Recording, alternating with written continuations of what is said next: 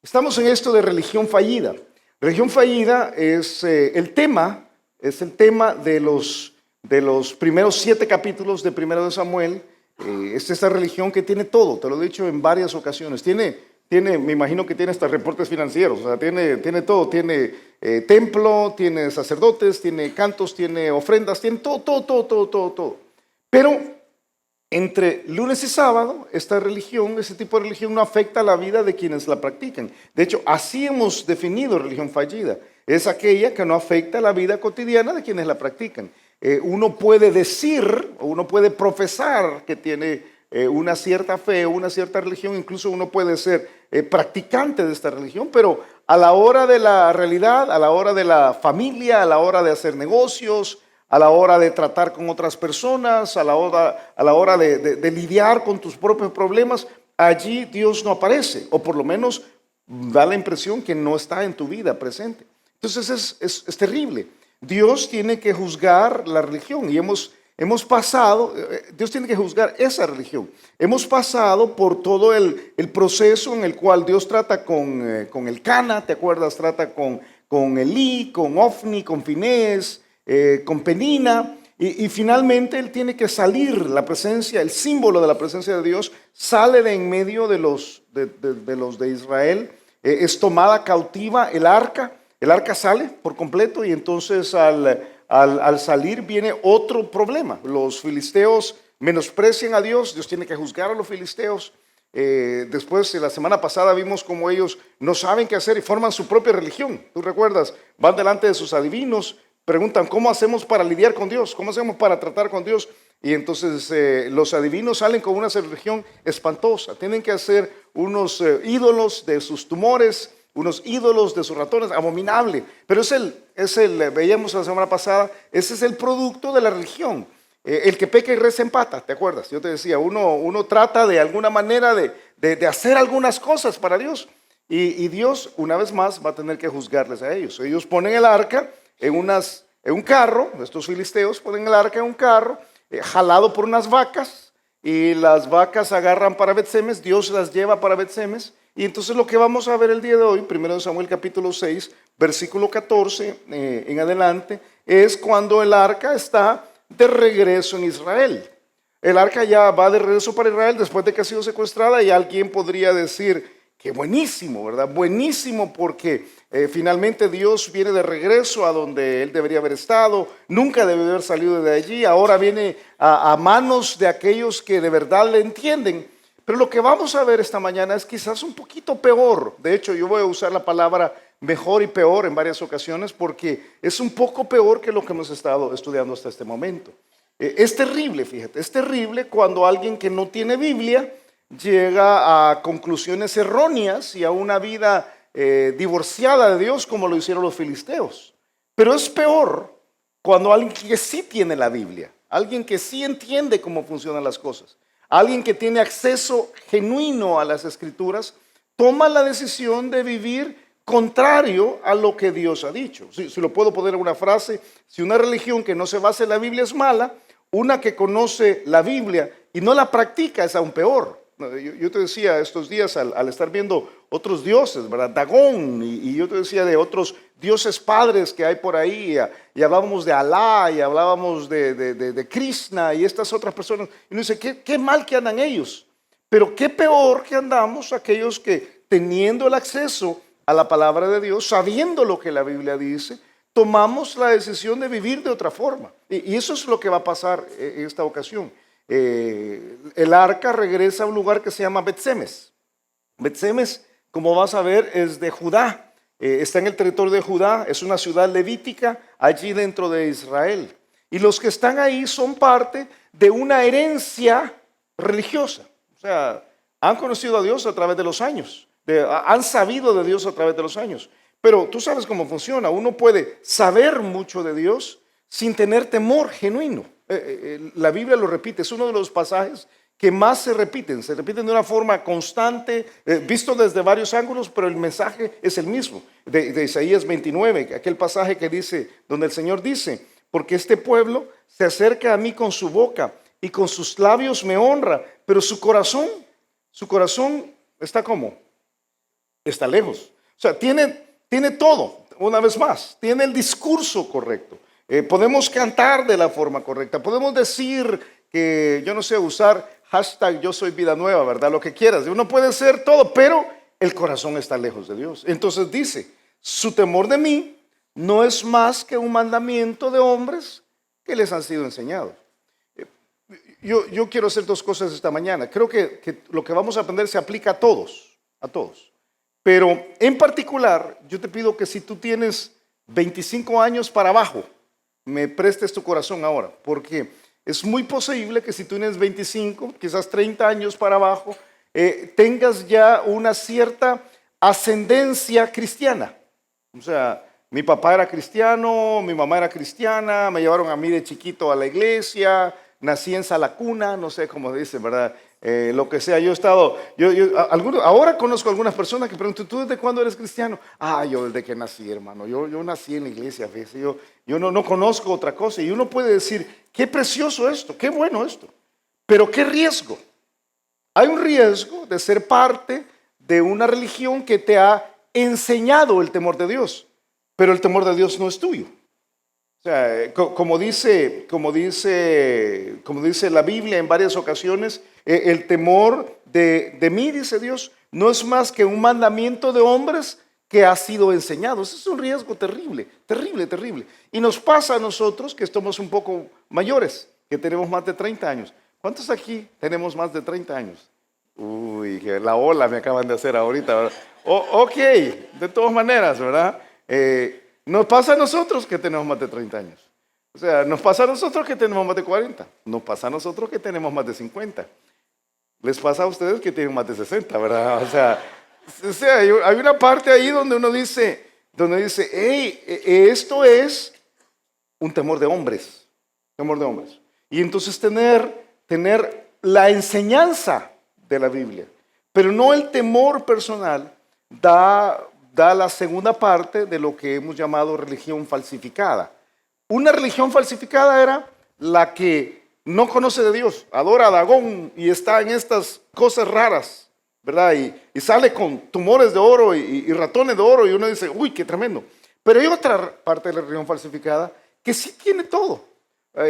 Tiene otra vez más sacrificio. Lo primero que ellos van a hacer es un sacrificio.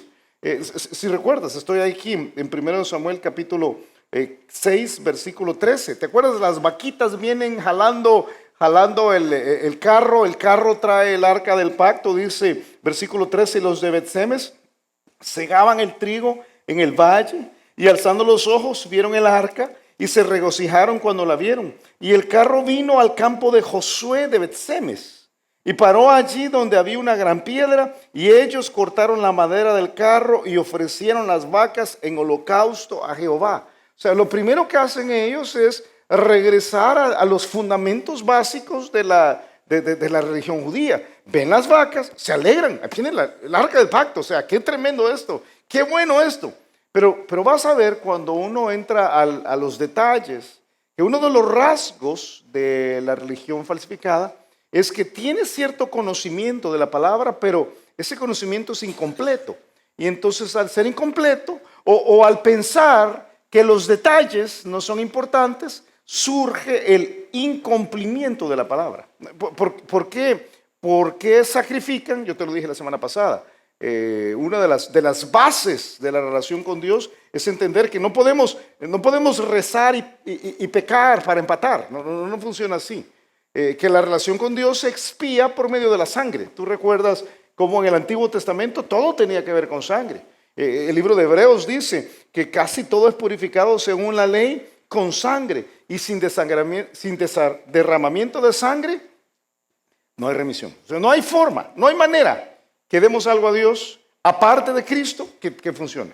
Y si esto no fuera en el tiempo de 1 Samuel y los jueces, probablemente lo que tendríamos delante de nosotros es uno de los cuadros de Cristo más preciosos. Fíjate, todos los elementos que están ahí son tremendos.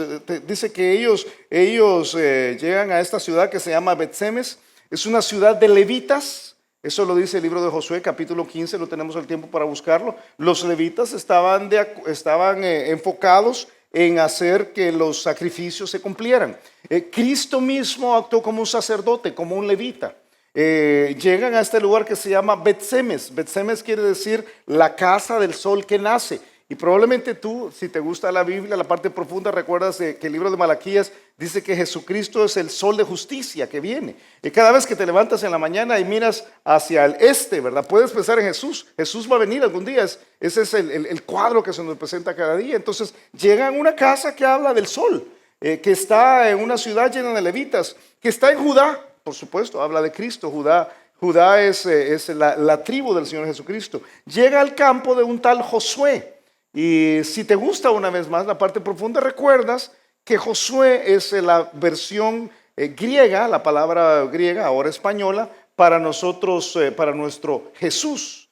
Jesús y Josué es el mismo nombre, así como John y Juan, para que entiendas, ¿verdad? Es el mismo nombre para Oseas. Entonces llega al campo de Jesús, a la ciudad de levitas como Jesús, al territorio de Jesús, Judá, a la casa del sol que nace, que habla de Jesús, y todo lo que va a pasar ahí es un sacrificio sobre una roca, como lo hizo Jesús. O sea, todo lo que viene aquí podría ser un cuadro perfecto de Jesús. Y uno podría decir, qué tremendo cuadro, Jesús es la clave. Y yo te diría, sí, Jesús es la clave. Sin derramamiento de sangre, sin derramamiento de la sangre de Jesús, no hay opción. Lo repito de vez en cuando y es bueno que lo recordemos. Jesucristo dijo, yo soy el camino y la verdad y la vida. Y luego dijo, ¿te acuerdas qué es la frase siguiente? Y dijo, y nadie viene al Padre si no es por mí. Entonces la sangre de Jesús, no de otra persona. No es pecar y rezar, no es dar dinero, no es servir, no es ministerio, no es leer la Biblia, no es orar, no es ganar a otros. Es la sangre de Jesús la que nos acerca a Él. El libro de Colosenses dice que, hablando de Jesús, el cual nos ha librado de la potestad de las tinieblas y trasladado al reino de su amado Hijo, en quien tenemos redención por su sangre, el perdón de pecados. Jesús es la clave. Y si esto no fuera primero de Samuel y solo estuviéramos viendo lo que sucedió allí en ese momento, ¿verdad? En ese lugar, yo te diría, este pasaje habla de Jesús. Pero, lo que tenemos aquí es que esta gente que tenía el conocimiento básico hace las cosas a su manera. Ellos van a cumplir, pero una tragedia espiritual es creer que es suficiente cumplir a medias. Es una cosa tremenda. Es tremendo. Uno dice, sí, Julio, no hay que ser clavado con la Biblia, ¿verdad? O sea, a veces la Biblia dice algunas cosas, pero no hay que ir al extremo. Yo quiero recordarte que cuando Dios da una instrucción, la da con un propósito. Y no es para que la cumplas a medias, o como a ti te parece, o como a mí me parece, o como nos gustaría que fuera. Es como Dios dice. Ellos hacen un sacrificio, pero sacrifican lo que no es. ¿Recuerdas qué venía jalando la carreta? ¿Qué venía jalando la carreta? ¿Dos qué? Vacas. ¿Bueyes? Vacas. ¿Tú sabes que el Levítico dice que no se podía ofrecer una vaca a no ser que fuera la vaca alazana? Todo lo que se ofrecía eran machos. Levítico capítulo 1 dice, si su ofrenda fuera holocausto vacuno, macho sin defecto lo ofrecerá. Ahora tú me dices, no, pero Julio, mira, una vaca, un buey, todos son iguales, ¿verdad? Carnero, ternero, becerro, vaca, para mí chucho, todo parece igual, ¿verdad? Es lo mismo. No. Dios había dicho, si me vas a ofrecer algo, ofréceme un macho. Dice, de su voluntad lo ofrecerá a la puerta del tabernáculo de reunión delante de Jehová. Entonces estas personas dan lo que no es. Parece, fíjate, porque aún alguien podría decir, pero Julio, está derramando sangre, o sea, y sin derramamiento de sangre no hay perdón de pecados. Y ellos están haciendo la cosa correcta, están ofreciéndoselo a Dios. Uno tiene que ver las buenas intenciones de esto.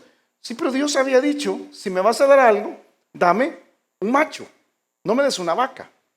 Pero las circunstancias, uno tiene que entender que en las situaciones de cada uno, a veces las cosas no salen como uno quisiera.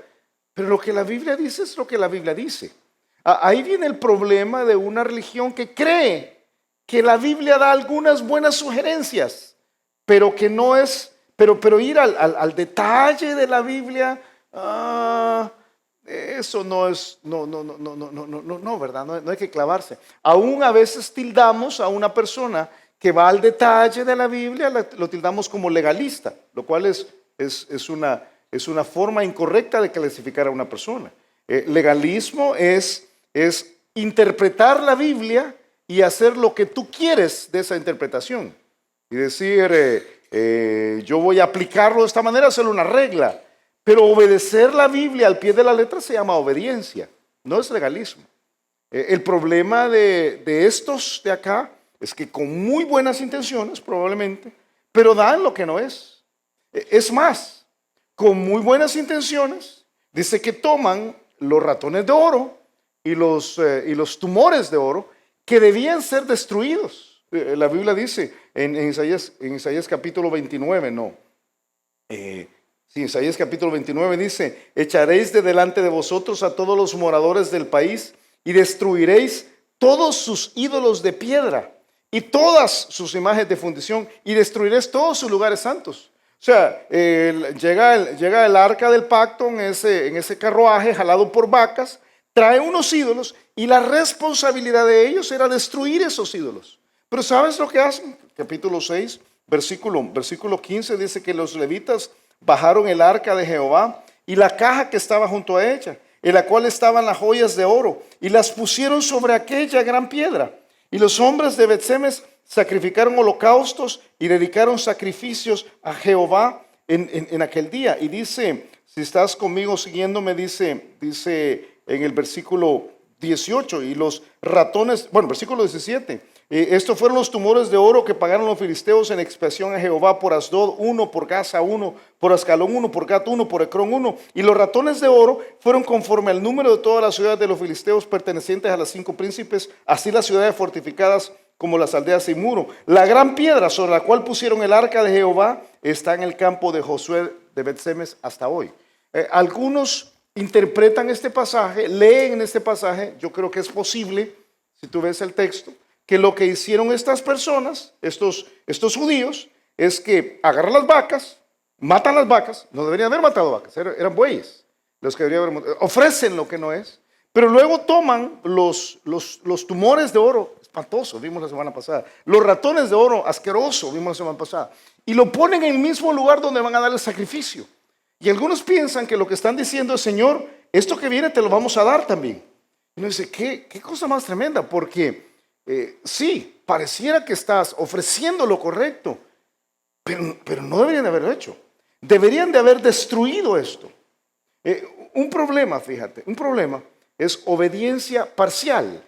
Es esta idea que la intención es lo que cuenta, Julio. Es posible que yo no soy exacto en todo lo que hago, pero Dios conoce mi corazón. Y la respuesta es no. Como vas a ver en unos momentos, cuando hay incumplimiento de la palabra, casi siempre hay irrespeto a la presencia de Dios. Ellos lo que hacen es obedecer a medias, cumplir a medias. Y Dios siempre detesta esto, siempre aborrece esto. Primero Samuel, vamos a llegar en algún momento a ese pasaje. ¿Tú te acuerdas cuando Dios le dice a Saúl, tienes que matar a todos? Y él toma la decisión de salvar la vida al agageo, a los animales que están con él, y Samuel le dice, ¿se complace Jehová tanto en los holocaustos y víctimas como en que se obedezca a las palabras de Jehová? O sea, ¿está tan interesado él en la parte de religión? ¿O no es más bien que él está interesado en tu obediencia? ¿Él está buscando tu obediencia? Ciertamente, dice, el obedecer es mejor que los sacrificios. Qué tremenda frase esa. Obedecer es mejor que los sacrificios. Lo repito, obedecer es mejor que lo que le das a Dios. Tu obediencia, ir a la palabra y escuchar a Dios y hacer exactamente lo que la palabra dice. Y el prestar atención que la grosura de los carneros. Por eso, repetidamente la Biblia nos dice lo mismo. Dice, guardad cuidadosamente los mandamientos de Jehová, vuestro Dios, y sus testimonios y sus estatutos que te ha mandado. Y tú me dices, pero Julio, no hay que ser tan clavado. O sea, uno, a veces la situación puede ser que se dé o no se dé, ¿verdad? Yo sé que la Biblia dice que no hay que unirse en yugo desigual, pero, o sea, pero por lo menos no es ateo, ¿va? O sea, Y entonces, o sea, no hay que ser tan clavado. Por lo menos me casé. Y uno dice, hey, no funciona así. Cuando Dios dice algo, se cumple y se cumple al pie de la letra. No das vacas en vez de becerros. No das vacas en vez de bueyes. No ofreces lo que Dios dice que tiene que destruirse. No. Si Dios dice algo, hay que cumplirlo. Por eso dice en Salmo 119, tú encargaste que sean muy guardados tus mandamientos. Y alguien me dijo, yo los tengo bien guardados en una gaveta, hermano, ¿verdad? No, está diciendo que se cumplan. O sea, que cuando Dios te dijo algo, vas a cumplir exactamente las cosas al pie de la letra. Y yo sé que tú y yo no sacrificamos animales. ¿Verdad que no sacrificamos animales? No. Un pollo nada más, hermano, para comérmelo, no sacrificamos animales. Pero hay tantas otras áreas donde Dios dice tiene que hacer las cosas de esta forma. Dios te pide amar a tu esposa. Sí, hermano, pero no hay que clavarse. O sea, porque uno la ama demasiado y después se le monta a uno. No, es al pie de la letra. Dios te pide sujetarte a tu esposo. Uy, no digas eso, es la mala palabra, hermano. Pero al pie de la letra. ¿O no es al pie de la letra? No funciona así. Dios te pide compartir tu fe con otros. Sí, pero usted sabe, hermano, yo me puse una camiseta que decía, yo soy vida nueva, eso no es suficiente. No, al pie de la letra. O sea, Dios te pide, si vamos a cada cosa que Dios te pide criar hijos para Él. Dios te pide no ser, por ejemplo, Dios te pide no ser, no adorar ídolos. Y tú dices, yo no adoro ídolos. Sí, pero te dice que uno de los ídolos es el dinero el día de hoy. Que no debes vivir para el materialismo. Sí, Julio, pero no hay que ser tan clavado, ¿verdad? O sea, no, es que la peor religión no es la que no conoce a Dios. La peor religión es la que ha tenido toda la información de la Biblia, toma la decisión de interpretar la Biblia a su propia conveniencia y tomar las decisiones de ir por el camino que Dios te dijo que no fueras. Todos los días tomas decisiones. Fue Albert Camus, aquí le dicen Albert Camus, ¿verdad? Pero Albert Camus, es un francés, el que dijo que el hombre es la suma de todas sus decisiones. Este es un filósofo humanista. Pero lo que digo es muy cierto. Somos la suma de todas las decisiones. Y una tal señora, Sheena Iyengar, ella hizo un estudio de la Universidad de Columbia, que dice que tomamos 70, en promedio, tú tomas 70 decisiones morales cada día, morales. No es que si te pones camisa azul o camisa verde, no, decisiones morales. Dice que tomas 70 decisiones morales cada día. Quiere decir que en un año tomas un poco más de 25,000 decisiones. Quiere decir que si tienes 70 años, has tomado casi 1,800,000 decisiones morales. Cada decisión es, ¿hago lo que la Biblia dice o no hago lo que la Biblia dice? Y muchas veces, en todo este montón de decisiones, aunque tenemos la información bíblica, decidimos sacrificar vacas y no bueyes. Y dar los tumores de oro y los ratones de oro en vez de destruirlos. Porque nos parece mejor. Mira, conocer la Biblia e ignorarla es peor que no conocerla. Esta gente conocía las Escrituras, sabía lo que había que hacer, pero toman de hacer algo que es totalmente opuesto. De hecho, fíjate lo que pasa en el versículo 19. Dice que ellos ofrecen todo esto en cumplimiento a lo que la Biblia dice. Pero dice el versículo 19, entonces Dios hizo morir a los hombres de Bet-Semes. ¿Pero por qué, Julio? O sea, qué exageración, ¿verdad? Solo porque era vaca y no buey. Bueno, que entiendas que para Dios no es una cuestión solamente de los detallitos. Cuando somos papás, entendemos bien esto, ¿verdad? Cuando tú le das una instrucción a tu hijo y tu hijo hace algo parecido a lo que tú le dijiste, pero no hace lo que le dijiste, ¿qué le decís? ¿Qué le decís? Bueno, no digas aquí lo que le decís, ¿verdad? Pero yo no te dije eso. Yo no sé, ¿verdad? Yo te dije, tráeme la manta roja, ¿verdad? Y tú me trajiste el mantel blanco. Pero mamá es de tela y es de colores, ¿verdad? Y las dos cosas tapan. Sí, pero te pedí otra cosa. Yo creo que Dios puede decir eso. yo te pedí otra cosa. Pero Señor, yo te pedí otra cosa. Pero el problema es que junto a la desobediencia a la palabra, hay un irrespeto a la presencia de Dios. ¿Sabes que cuando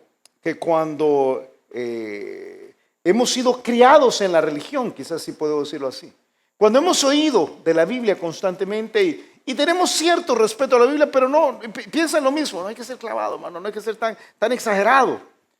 Cuando tienes esa actitud, entonces lo que sigue a esto, o a veces de esto surge más bien de un irrespeto a la presencia de Dios. Dice que Dios mata a los de Bet-Semes, versículo 19. Estos son judíos.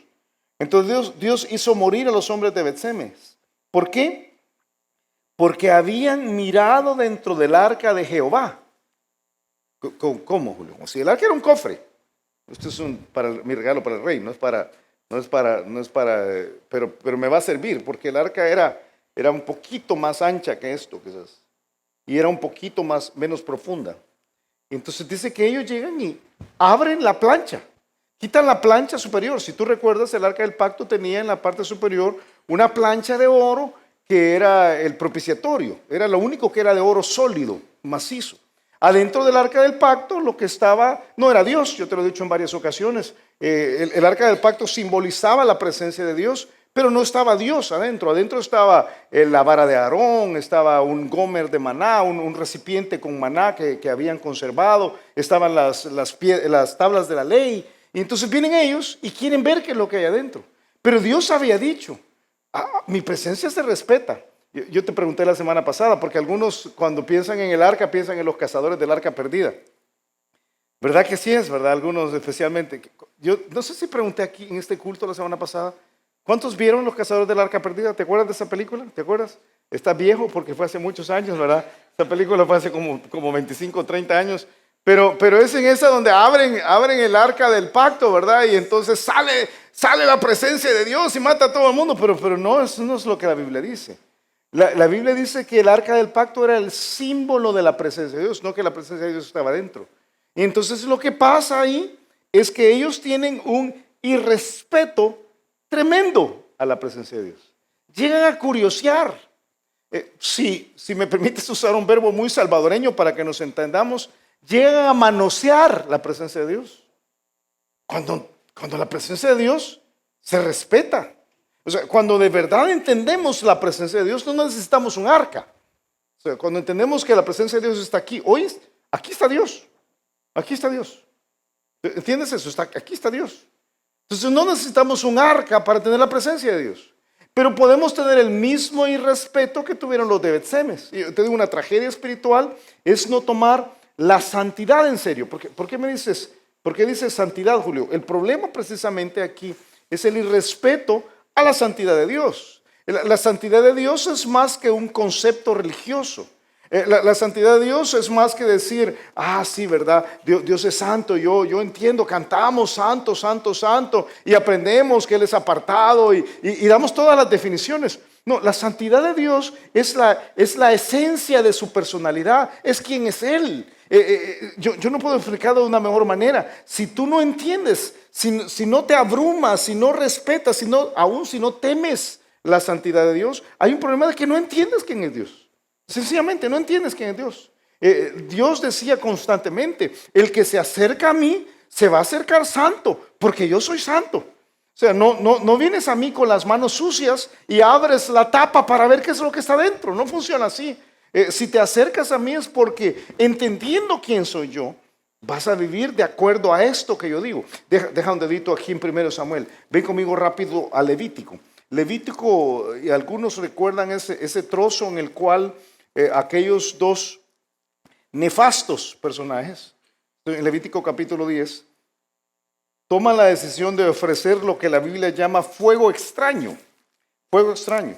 Y es precisamente, es la misma idea, es darle a Dios algo. No es lo que Dios nos ha pedido, pero se lo vamos a dar.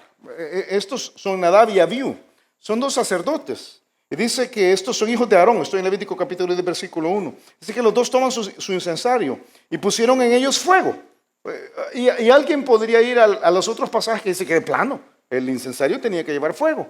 Y dice, sobre el cual pusieron incienso y ofrecieron delante de Jehová fuego extraño que él nunca les mandó. La Biblia nos dice qué fue. Algunos piensan que lo que pusieron es el combustible incorrecto, porque Dios había dado una vez más los detalles.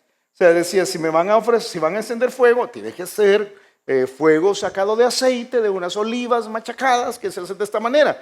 Entonces vienen ellos y dicen, no, fuego es fuego. Vamos a darle algo a Dios. Y dice versículo 2, y salió fuego de delante de Jehová y los quemó y murieron delante de Jehová. Es el mismo principio, es por no obedecer al pie de la letra. Y lo que Dios va a decir es lo mismo que pasa en 1 Samuel 6. Me irrespetaron, no me santificaron, dice versículo 3. Entonces dijo Moisés a Aarón, esto es lo que habló Jehová diciendo, en los que a mí se acercan, ¿qué dice? Me santificaré. O sea, yo soy apartado, yo soy especial. Cuando tratas conmigo no tratas como tú quieres.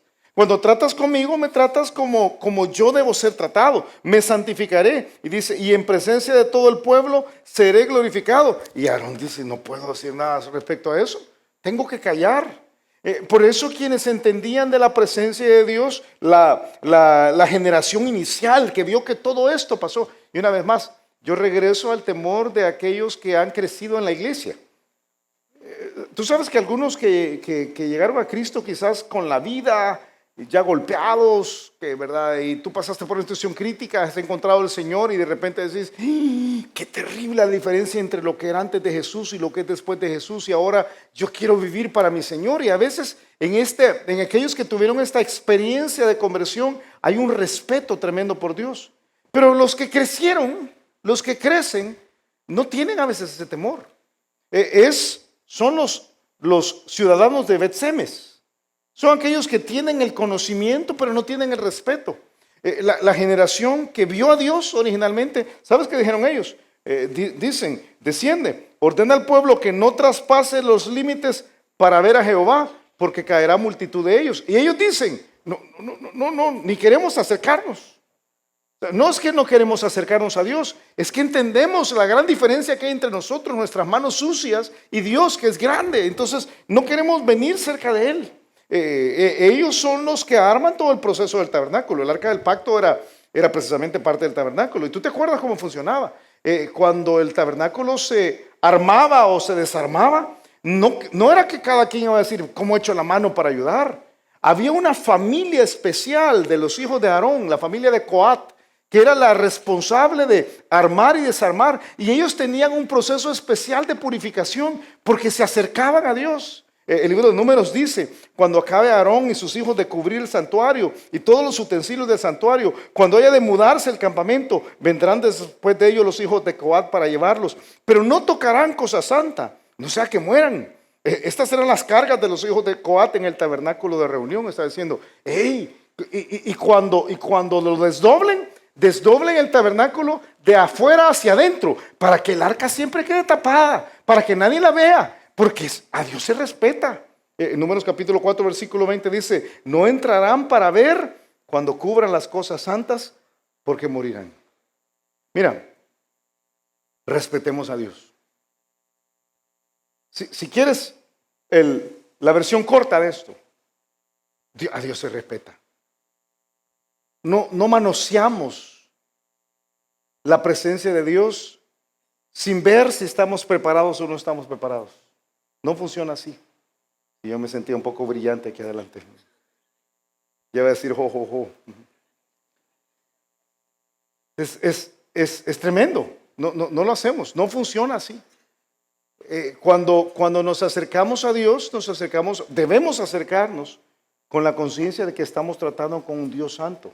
Bueno, ¿sabes qué dicen ellos? Estoy en 1 Samuel capítulo 6, versículo 20. Qué tremendo esto, porque ellos llegan a la misma conclusión de los filisteos. Entonces, Dios mata 50,000 setentas, lo que dice versículo 19. Dice, entonces Dios hizo morir a los hombres de Bet-Semes porque habían mirado dentro del arca de Jehová. Hizo morir del pueblo a 50,070 hombres. Por cierto, más que los que murieron entre los filisteos. Y uno diría, ¿pero por qué, Julio? Porque es peor una religión que tiene conocimiento de Dios y desobedece que una que no tiene conocimiento de Dios. Y es peor una religión que no tiene temor de Dios, aunque le conoce, que una que no conoce a Dios. Es peor. Entonces hay más muertos. 50,000, 70. Y lloró el pueblo porque Jehová lo había herido con tan gran mortandad. Y dijeron los de Bet-Semes, en la misma conclusión: ¿quién podrá estar delante de Jehová el Dios Santo? ¿A quién subirá desde nosotros? ¿Sabes? La paráfrasis, una buena paráfrasis para que entiendas esa última frase. Nadie puede vivir delante de un Dios tan poderoso como el nuestro. Es mejor que mandemos el cofre a otro lugar. Saquen a Dios de aquí. La misma idea. No, yo no quiero nada con Dios. Si Dios es un Dios al que hay que respetar de esa forma, estos mismos que tienen el conocimiento dicen, mejor no tratemos con Dios. No tratemos con Dios. En vez de hacer los ajustes de la vida. ¿Cómo tratas con Dios? ¿Cómo se trata con Dios? ¿Cómo se trata con la santidad de Dios? Yo te podría dar, yo no sé, unas docenas de pasajes, pero déjame darte uno nada más. Dice Hebreos capítulo 12, versículo 14, seguid en la paz con todos y la santidad, sin la cual, ¿qué dice? Si yo me acerco al Señor a husmear, a mover, ver qué está dentro, a un Dios santo, sin ser yo santo, sin vivir yo en santidad, es peor que no acercarme. Es peor. Creo que algunos de nosotros, ahora cristianos evangélicos, que nos llenamos la boca y decimos que conocemos al Señor, a veces criticamos a alguien que va a una iglesia católica o que no va a una iglesia porque no tienen una relación con Dios como nosotros la tenemos. Y nos acercamos al Señor con manos sucias y manoseamos la presencia de Dios. Hemos perdido el temor de Dios. Tenemos la cabeza llena de los conocimientos, pero no tenemos el temor de Dios. Yo creo que la pregunta de Jeremías, que te he hecho en otros momentos, que Jesús dice, Dios dice, a mí no me temeréis, dice Jehová. O sea, ¿cómo es eso? Que vas a tener una vida tan divorciada de lo que yo digo, viviendo una religión a medias, sí con Biblia, pero no cumpliendo completamente, o sea, porque yo lo hago a mi manera. Pero tú sabes, ¿verdad? Con una boca sucia, con un amante, con un problema de pornografía, con tragos, siendo chismoso, chismosa, con un corazón lleno de resentimientos, con las manos sucias. ¿Cómo vas a creer que te vas a acercar y vas a venir a manosearme y yo no voy a decir nada? O sea, y todavía pensar que estás mejor que aquellas personas que no conocen al Señor. Es que la religión que conoce a Dios y no se limpia, aún conociendo de Dios, no tiene temor de Dios, es peor que la religión que no conoce a Dios. Ese es el problema de los de Bet-Semes. Al final mueren más. Tremendo. Algunos de nosotros, honestamente, nuestro problema, y ahora me pongo yo ahí, algunos de nosotros le hemos perdido el temor a Dios. Yo estaba leyendo de cosas a las que uno le teme. Le temes a los escorpiones. ¿Alguna vez has tenido un contacto? ¿Alguna vez has tenido un escorpión sobre ti? Es tremendo. A mí una vez me mordió uno y me hinché. Nunca me deshinché después de eso, ¿verdad? Pero no dice, tremendo. A mí una vez me mordió un escorpión. Terrible. Yo estaba leyendo de una mujer, se llama Malena Hassan. Ella tiene el récord mundial. Vivió, y ahí está una foto de ella, no sé si alcanzas a verla. Vivió 36 días dentro de una casa con más de 6,000 escorpiones. Y ella deja que los escorpiones se suben encima de ella y uno dice, wow, qué tremendo. Yo digo, qué tonta. Honestamente, yo no digo qué tremendo. Por cierto, cuando estaba rompiendo el récord, la picaron 17 veces. Y uno dice, hay que ser para seguir ahí. Y dice que, pero algunos de nosotros hacemos lo mismo, Dios, con todo respeto lo digo, pero entre temerle a un escorpión y temerle a Dios, ¿a qué tenerle más temor a Dios? Y algunos no vivimos 36 días, algunos vivimos 36 años. Y Dios tiene que picarnos, pero decimos que conocemos a Dios. Falta de temor a Dios. Conocer de Dios y no temerle es peor que no conocerle. Es tremendo. Ahora, ¿qué hace Dios? No tengo el tiempo, pero te lo cuento. Ellos dicen, saquen el arca de acá. Y dice el versículo 21, enviaron mensajeros a los habitantes de Kiriat Jearim. Kiriat Jearim es una ciudad que está a unos 15 kilómetros de ahí. Y dice que mandaron los habitantes de Kiriat Jearim diciendo, los filisteos han devuelto el arca de Jehová. Descended pues y llevadla a vosotros. O sea, saquen a Dios de acá, es lo que están diciendo. Que esa es la conclusión de un montón de cristianos evangélicos. O sea, yo no, así de lejos, ¿verdad? Mejor no. Yo mejor con Dios así. Yo a veces conozco a algunos y me dicen, no. No, es que en vez de decir, yo me voy a lavarme las manos, ¿verdad? Antes de tocar al Señor. Dice versículo 1 de capítulo 7, vinieron los de Kiriat Jearim y llevaron el arca de Jehová y la pusieron en casa de Abinadab, situado en el collado, un montecito, y santificaron a Eleazar su hijo para que guardase el arca de Jehová. En otras palabras, ellos sabían lo que debían hacer, debían santificarse, pero no lo hicieron. Solo santifican a uno y este uno guarda el arca del pacto. Guarda esto en tu mente, porque más adelante en 1 Samuel vamos a ver cuando David trae de regreso el arca del pacto. Van a pasar un montón de años. De hecho, versículo 2 dice que desde el día que llegó el arca a Kiriat Jearim, pasaron muchos días, 20 años, y toda la casa de Israel lamentaba en pos de Jehová. ¿Sabes qué hace la religión falsificada? Ignora la paciencia de Dios. Menosprecia la presencia de Dios, manosea la palabra de Dios. Pero cuando se trata de ver que Dios es paciente, dicen, más adelante me convierto. Más adelante. 20, ellos sabían que estaba mal, pero no cambiaron. 20 años y no cambiaron. Qué tremendo esto.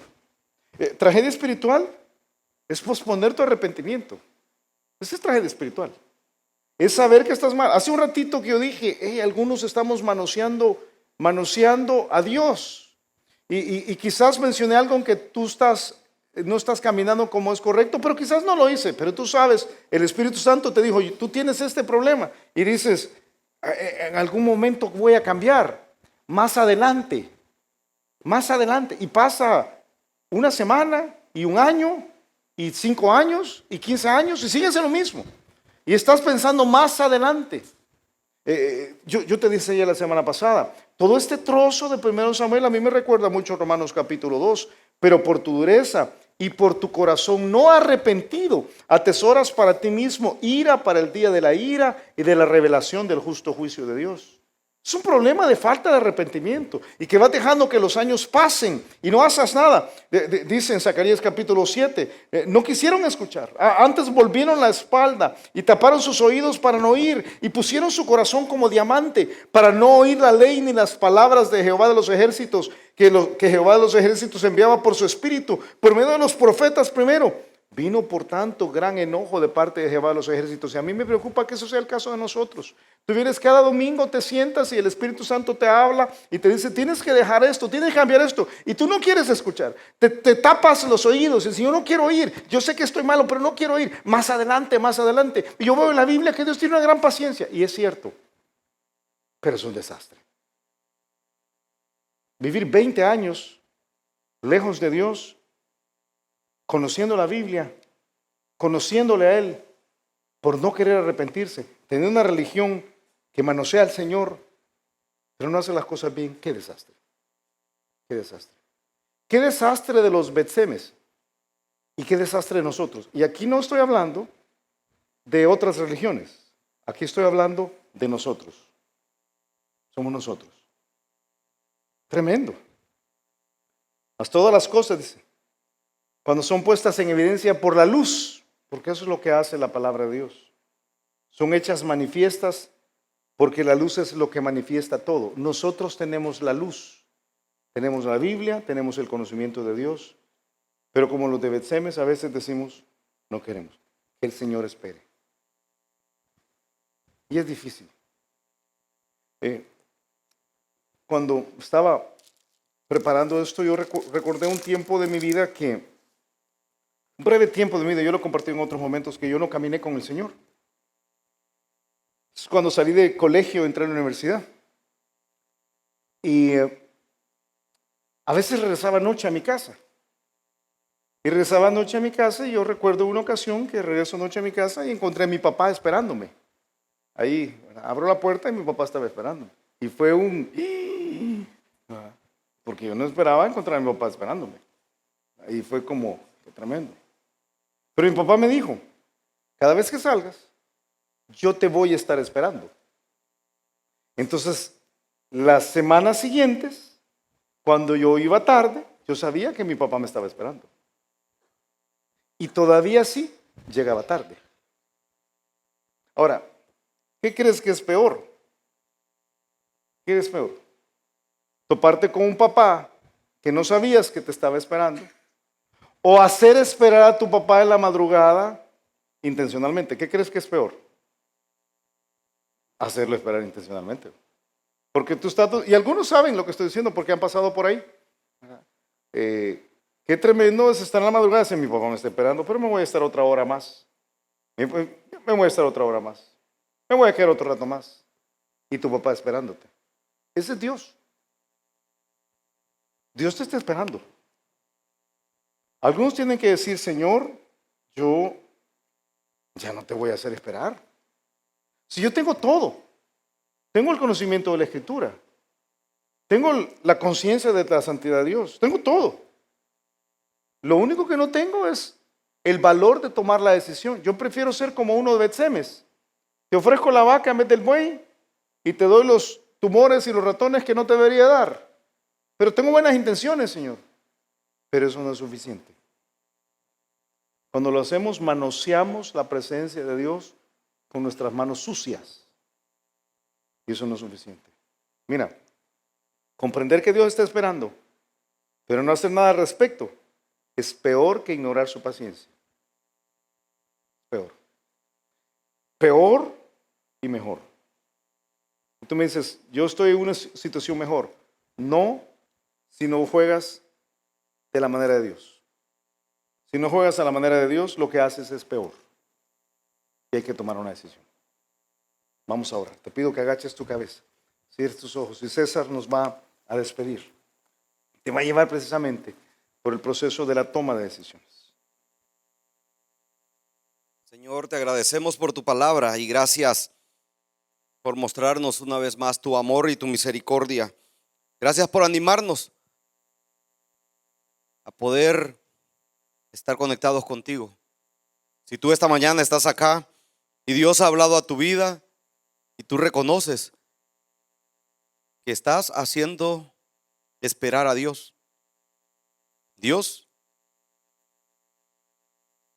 está esperando que tú vengas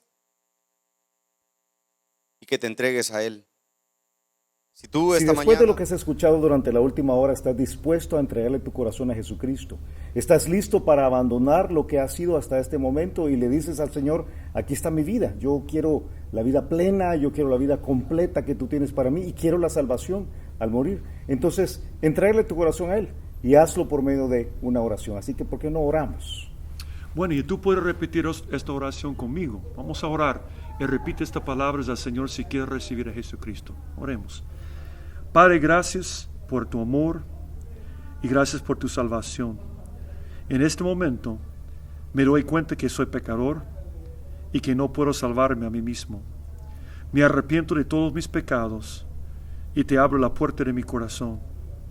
Entra, Jesús, sálvame, cámbiame, pues yo me entrego a ti. Gracias por oír mi oración y gracias por salvarme. En el nombre de Jesucristo te lo pido. Amén. Si te gustó el mensaje, queremos aprovechar para invitarte a nuestra iglesia. Aquí puedes aprender más acerca de Dios más acerca de los planes que tiene para ti también. Así que ven a la iglesia donde puedes aprender más acerca de la Biblia. Será para nosotros un placer recibirte en el Campus Miralvalle, en Crown Plaza, en Lourdes o en Apopa. Y si vienes porque has visto una de estos videos, y yo te pido que te presentes con nosotros, que nos busques a cualquiera de los dos al final de los cultos, y con mucho gusto te vamos a recibir. Que Dios te bendiga. God